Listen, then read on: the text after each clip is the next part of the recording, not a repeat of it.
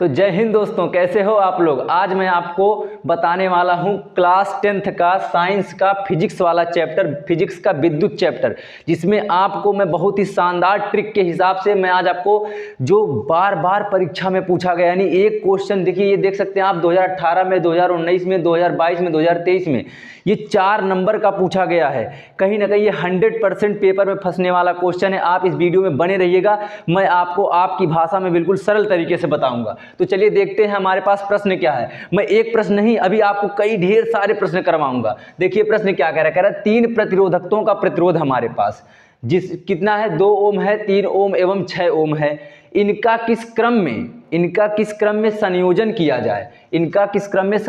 जाए, कि इनकी जो परिणामी यानी कुल परिणामी प्रतिरोध का मान हो, कितना आना चाहिए। पहले में 4.5 ओम, दूसरे में कितना आना चाहिए, 4.0 ओम हो। ठीक है, यानी हमसे कहीं ना कहीं कह रहा है कि हमारे पास 3 प्रकार के क्या है, प्रतिरोध हैं। उनको हमें ऐसे अरेंज करना है कि उनको जोड़ने या घटाने पे जैसे भी हो 4.5 ओम एक बार निकल के आना चाहिए और एक बार 4.0 ओम निकल करके आना चाहिए। तो अगर देखिए, अगर मैं इन तीनों को श्रेणी क्रम में रख देता हूं, रखूंगा, कहीं ना कहीं श्रेणी क्रम में क्या होता है, सारे प्रतिरोध आपस में जुड़ते हैं। यानी 2 और 3 कितने, 5 हो गए, और 5 6 11 ओम हो गया। यानी कहीं ना कहीं ये हमारा जो है गलत हो जाएगा, तीनों को श्रेणी क्रम में नहीं रख सकते हम। इसीलिए हम क्या करेंगे कि 2 को क्या करेंगे, समांतर में रख देंगे और 1 को श्रेणी में रख देंगे। आने वाला जो समांतर का श्रेणी में बन जाएगा, दोनों को जोड़ देंगे। चलिए इस वीडियो में बने रहिए, आपको मैं बिल्कुल आसान तरीके से बताता हूं। हल करते हैं।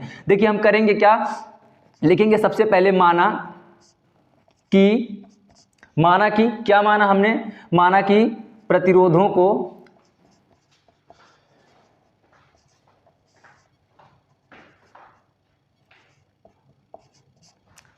को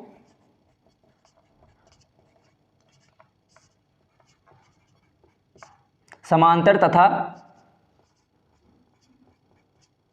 श्रेणी क्रम में रखने पर, देखिए दोस्तों, यानी कि हमने क्या कहा, हमने कहा कि माना कि प्रतिरोधों को समांतर तथा श्रेणी क्रम में रखने पर, आपको बिल्कुल इसी तरीके से लिखना। एग्जामिनर पक्का बता रहे हैं आपको 4 में से 4 देकर जाएगा। देखिए माना कि प्रतिरोधों को समांतर तथा श्रेणी क्रम में रखने पर, तो इसका स्ट्रक्चर कैसे, करंट निकला, यानी ए से करंट जो है प्रवाहित हुआ।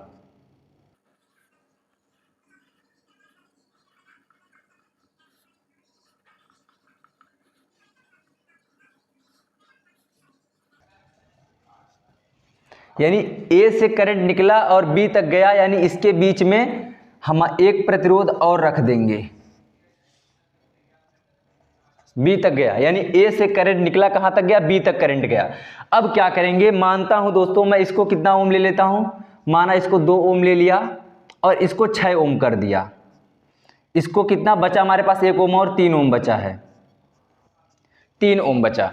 तो देखिए आपको मालूम होगा श्रेणी क्रम क्या होता है, समांतर क्रम क्या होता है। श्रेणी क्रम जो एक ही क्रम में चलता जाए, है ना, जो एक ही क्रम में चलता जाए। समांतर क्रम किसे कहते हैं, यानी जब करंट सीधी दिशा में जा रही हो और 2 भागों में या 3 भागों में या कई भागों में कन्वर्ट हो जाए, उसको क्या कहते हैं, समांतर क्रम कहते हैं। और एक सीधी रेखा में चले, यानी सीधे डायरेक्शन में चले, वो कौन सा क्रम होता है, श्रेणी क्रम हमारा होता है। एक प्रकार का देखिए ये और ये किस क्रम में है, समांतर क्रम में। क्यों, क्योंकि इधर से जब करंट फ्लो हो रहा है तो 2 भागों में डिवाइड हो जा रहा है। फिर अब जब दोनों को आप जोड़ेंगे श्रेणी के समांतर क्रम में रखने के बाद ही फिर दोनों श्रेणी क्रम में आ जाएंगे। चलिए इसको हम देखते हैं कैसे हल करेंगे। सबसे पहले हम लिखेंगे 2 ओम व 6 ओम समांतर क्रम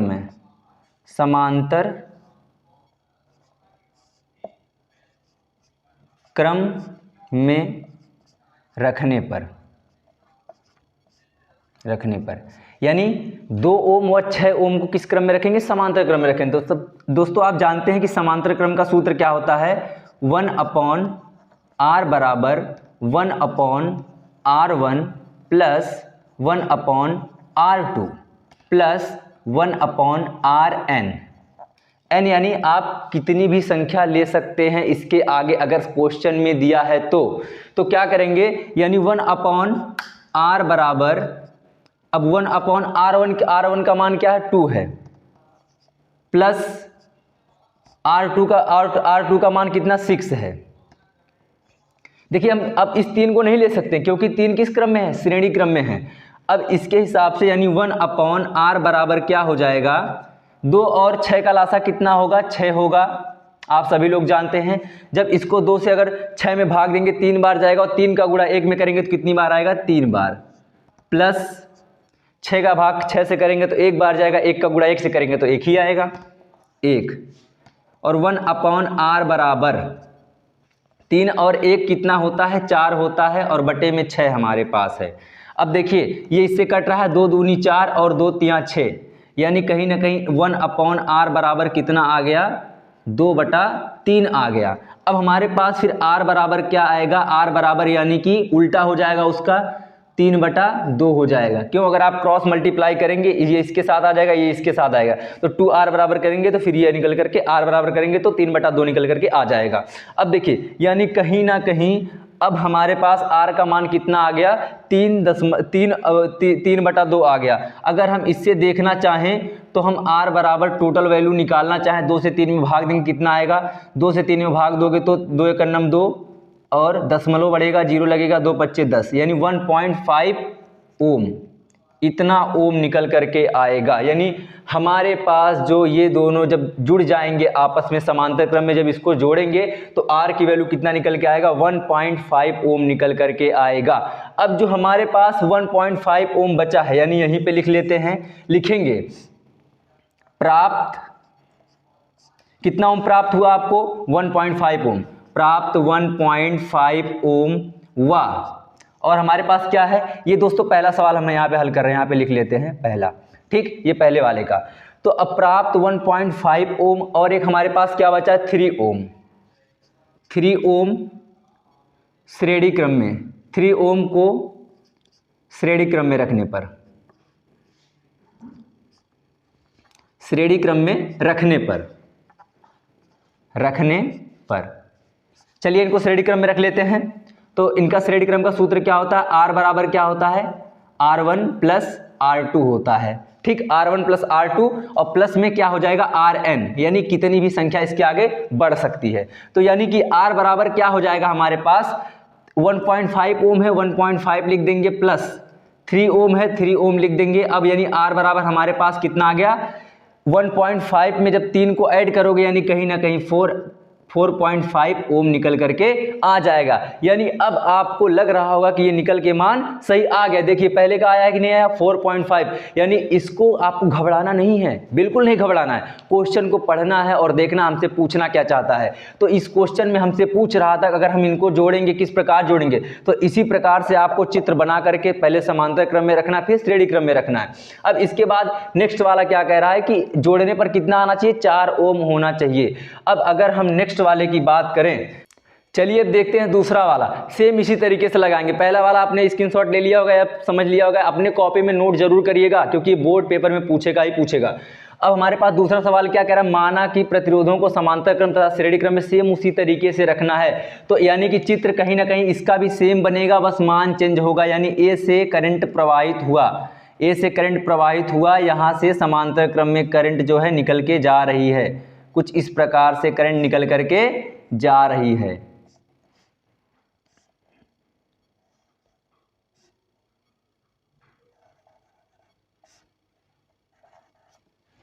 यानी करंट यहां से ए से निकली और यहां पे समांतर क्रम में जाने लगी, फिर इसके बाद आगे श्रेणी क्रम में बनकर जाने लगी। यानी कहीं ना कहीं हमने उसका मान यहां पे कितना रखा था 2 रखा था, अब इसका मान कितना रख देंगे 3 ओम इसको कर देंगे और इसको 6 ओम रहने दीजिए और इसको कितना ओम कर देंगे, बचा हमारे पास कितना 2 ओम बचा है, तो इसको 2 ओम कर देंगे। यहां तक बात क्लियर हुई, आपको समझ में आ गया होगा। अब देखिए आगे मैं इसको हल करता हूं, कैसे हल करेंगे, सिंपल सी बात, उसी तरीके से सेम वही फार्मूला, 3 ओम व 6 ओम को समांतर क्रम में रखने पर, समांतर क्रम में रखने पर देखिए अब हम क्या करेंगे, जो हमारे पास हमारे पास समांतर क्रम में कौन है, ये समांतर क्रम में है और ये समांतर क्रम में है, यानी समांतर क्रम का सूत्र होता है 1/r बराबर 1/r1 प्लस 1/r2, यानी कहीं ना कहीं 1/r बराबर क्या हो जाएगा हमारे पास 1/r, यानी r1 का मान कितना है 3 ओम है, प्लस r2 का मान कितना है 6 ओम है, यानी 1/r बराबर क्या हो जाएगा 6, और यहाँ पे 1/r आ गया, 1/r बराबर क्या हो जाएगा 3 और 6 का लासा लेंगे कितना आ जाएगा 6 आएगा लासा इसका, यानी एलसीएम लेंगे।